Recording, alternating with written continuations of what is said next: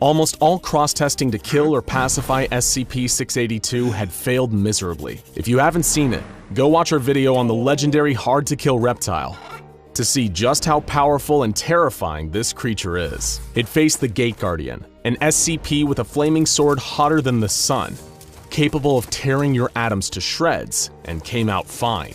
In its face-off with the horrifying SCP-096, also known as the Shy Guy, it broke the Shy Guy's mind and reduced it to gibbering despair. Even SCPs with supposedly unlimited powers simply refused to engage the beast in combat. So, when it was proposed that they test 682 with SCP-999, a creature known among Foundation staff as the Tickle Monster, the idea was considered laughable. 682 had been burned, suffocated, cut up, incinerated, and growled in the faces of the gods. How could this so-called Tickle Monster ever hope to survive an encounter, let alone win a fight? Some even believe that this was the last we'd see of SCP-999. But what makes this story truly remarkable is that that isn't how this played out. As you'll soon discover, SCP-999 is an amazing and unique SCP in and of itself. But its secret origins and its interactions with some other prominent figures in the SCP universe are what make this humble, slimy creature beyond extraordinary. Prepare yourself for the heartwarming, yes, you heard that right, the heartwarming story of SCP-999. Several highly trained agents on 682 Detail placed 999 into the immortal lizard cell. Compared to the giant reptilian sitting across from it, 999 wasn't much to look at. It's a large orange amorphous blob of anomalous slime. Weighing in at around 120 pounds, SCP-999 was nothing compared to the monstrosity it was supposed to face. While its weight has, in the past, caused minor injuries to some of its human handlers, it has never caused serious or long-lasting damage of any kind to a living thing. Even its diet consists only of candy and sweets, with a particular preference for M&Ms and Necco wafers. It consumes these treats through the cell membrane of its slimy body, much like an amoeba. This extremely stretchy membrane means the creature is highly malleable, including the ability to stretch and flatten itself out to a mere 2 centimeters thick. At rest, the creature takes a dome-like shape around 2 meters wide and 1 meter in height. The closest things the creature has to limbs are prehensile pseudopods. Those are the arm-like projections normally seen on single-celled organisms, of which it has at least 3. The more you hear about this utterly harmless creature, the more that matching it up with the pure embodiment of absolute hatred known as SCP-682 feels downright cruel.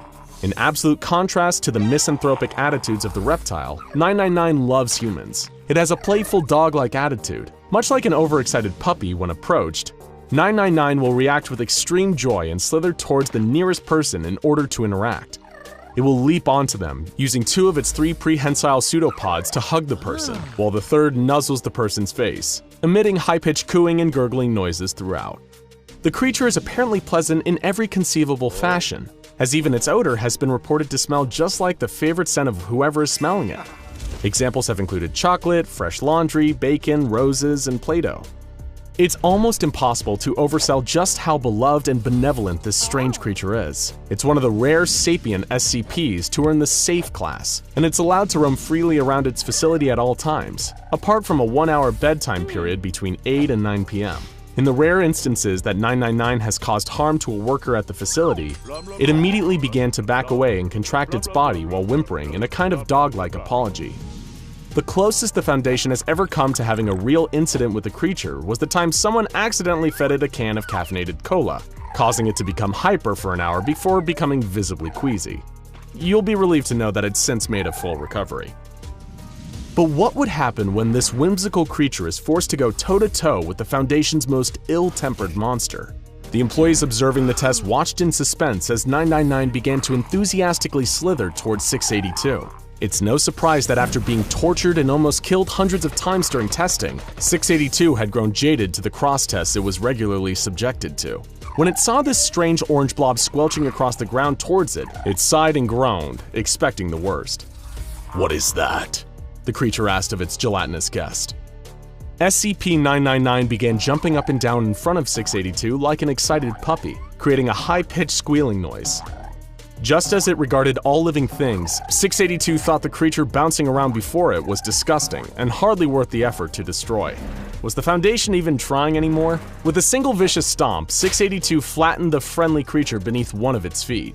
Observers were prepared to charge in and liberate 999 from under 682's claws. But then something truly unexpected happened. The expression on 682's acid-eaten face began to slowly change. It was beginning to smile. Observers recorded a noise what they thought could have been a chuckle, as the creature growled and said, What is this? I feel good. While the observers looked on, stunned at what was happening, 999 began to slither and crawl up from between 682's toes. It reformed on its scaly leg and slithered up along its side until it reached the neck. There it began to nuzzle like it had never nuzzled before. The results spoke for themselves. 682 was grinning and chuckling, repeating a phrase that the Foundation never would have imagined coming from 682. Feel so happy. Happy. Happy. Happy. Just when you thought SCP-999 couldn't possibly be more adorable, you learn about its greatest power, bringing joy. Anyone and anything that comes into contact with the creature, even in passing, will experience a kind of mild euphoria. As one's contact with the creature is prolonged, this overwhelming sense of joy increases and continues long after you've separated from it. Prolonged contact has completely cured depression, anxiety, and PTSD, along with a number of other conditions, including rage and antisocial personality disorders. Serial killers practically become saints after coming into prolonged contact with 999, and in that moment, 682 was no exception. And there truly does not appear to be no exceptions. While causing happiness and joy isn't a dangerous weapon, when it comes to SCP-999, it is an extremely powerful one. And what's more, SCP-999 also appears to have an innate sense for those who need its help most, with a particular affection for the hurt and the unhappy. The creature appears to be a true altruist on a fundamental level, even risking its own safety to help humans during dangerous containment breaches. In one dramatic instance, 999 leaped into the air to block a bullet from making contact with a member of staff. As a result, the creature is pretty much universally loved by all members of Foundation staff. It's the one SCP who has never made trouble for anyone. Back in SCP-682's containment cell, the beast was still smiling and laughing as 999 rubbed against its neck. It was an event so strange, so unprecedented, that the observers in attendance felt like they were hallucinating. For a few minutes, the monster kept dreamily repeating the word, happy. But then, suddenly, the creature began to enter a fit of uncontrollable, booming laughter. It rolled onto its back, slamming its huge tail against the door. It had just fallen victim to one of 999's favorite pastimes, tickle fights, hence how it earned its Tickle Monster nickname among staff. The tickle fight continued until 682 appeared to tire and fall asleep, with a smile still on its face. After 15 minutes of inactivity, 2 D-Class personnel were commanded to enter and retrieve SCP-999 from the containment cell. They did so successfully, but as soon as 999 was removed, 682 roused from its slumber and released a powerful psychic attack from its entire body while laughing maniacally. It rendered all personnel within a certain distance incapacitated, as they collapsed in fits of laughter, allowing 682 to escape and go on a violent rampage. However, in spite of this, 999 showed no fear and helped save some of the bystanders as security officers subdued and recaptured 682. And even after all of this, 999 showed no hard feelings towards 682 and indicated a desire to play again. It's a creature whose capacity for love is so limitless that it's practically immune to fear. Which is all well and good, because the true enemy that 999 is destined to face is infinitely more powerful and terrifying than 682 could ever hope to be. What is this monster? And why should 999 have to face it someday? The answers to these questions all lie in the true origins of SCP-999, available only to those with level 5 clearance and beyond. It's a perfect example of how something good can come from the darkest places. There would be no SCP-999 without SCP-231-7. SCP-231 was a collection of 7 girls, all impregnated by horrific nightmares in a ritual performed by a cult known as the Children of the Scarlet King. Each of these girls, over the years that followed, gave birth to some of the most horrific monsters imaginable.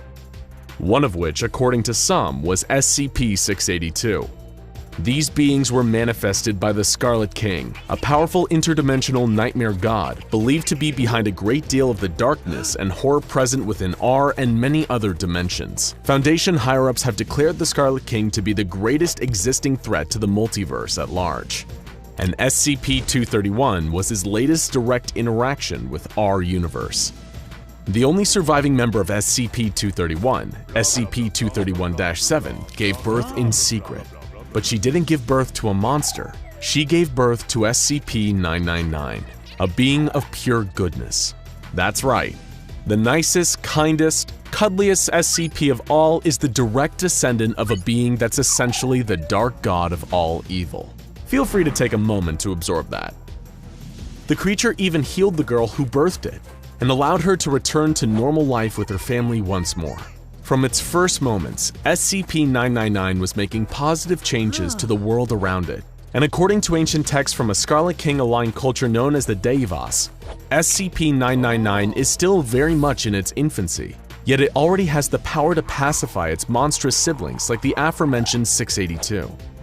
It's believed, according to some prophecies and Foundation theories, that the power of SCP-999 will grow exponentially as it matures. Why does this matter?